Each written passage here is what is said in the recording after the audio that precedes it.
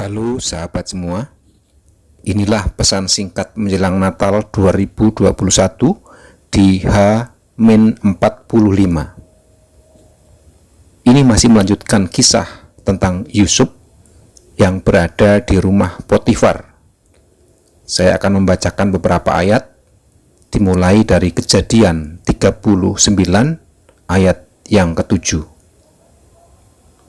Selang beberapa waktu, istri tuannya memandang Yusuf dengan berahi, lalu katanya, "Marilah tidur dengan aku." Tetapi Yusuf menolak dan berkata kepada istri tuannya itu, "Dengan bantuan tuanku itu tidak lagi mengatur apa yang ada di rumah ini, dan ia telah menyerahkan segala miliknya pada kekuasaanku. Bahkan di rumah ini ia tidak lebih besar kuasanya daripadaku, dan tiada yang tidak diserahkannya kepadaku selain daripada engkau, sebab engkau istrinya. Bagaimanakah mungkin aku melakukan kejahatan yang besar ini dan berbuat dosa terhadap Allah?" Walaupun dari hari ke hari perempuan itu membujuk Yusuf, Yusuf tidak mendengarkan bujukannya itu untuk tidur di sisinya dan bersetubuh dengan dia.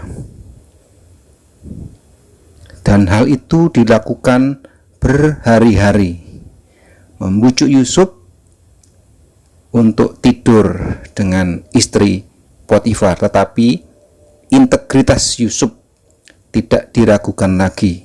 Dia takut akan Allah dan dia menghormati Potifar, yaitu tuan yang mempercayakan segalanya kepadanya. Ini tentu hal yang perlu kita teladani.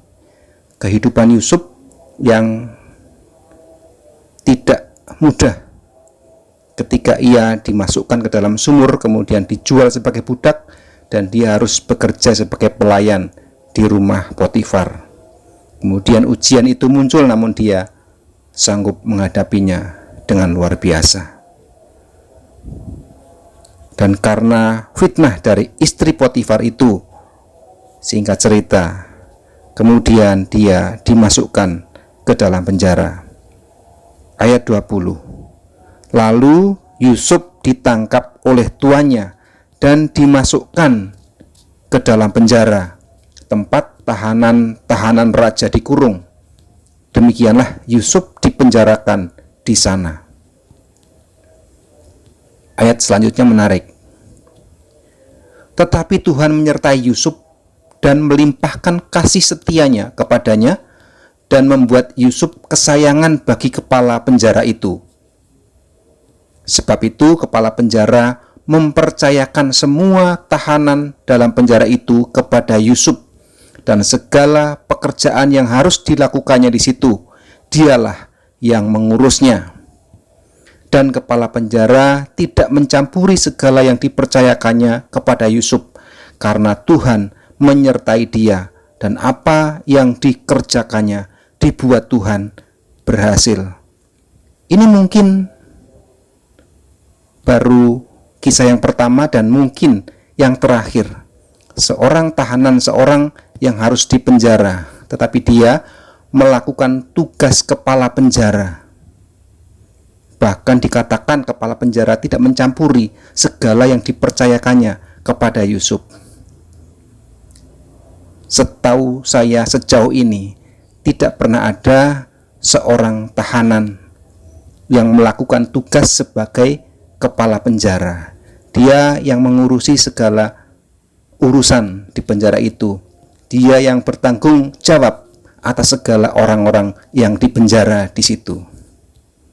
Itu kalau bukan karena Tuhan, karena Yahweh, tidak akan mungkin.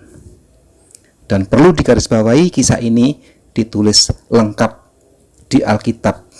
Sebuah buku yang luar biasa, buku yang tidak lekang oleh panas, tidak lapuk oleh hujan. Dalam pengertian keberadaan isinya. Secara fisik mungkin kertas bisa rusak, tetapi secara isinya akan terus dibuat, diterjemahkan. Dan kalau ada di antara sahabat yang belum pernah membacanya secara langsung, sangat disayangkan. Sekali lagi, inilah buku yang luar biasa, buku yang berisi sejarah suci yang ditulis apa adanya.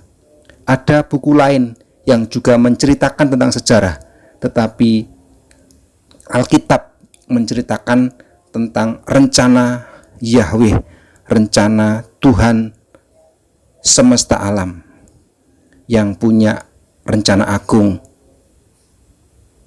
untuk menyelamatkan manusia. Demikian pesan singkat kali ini. God bless you.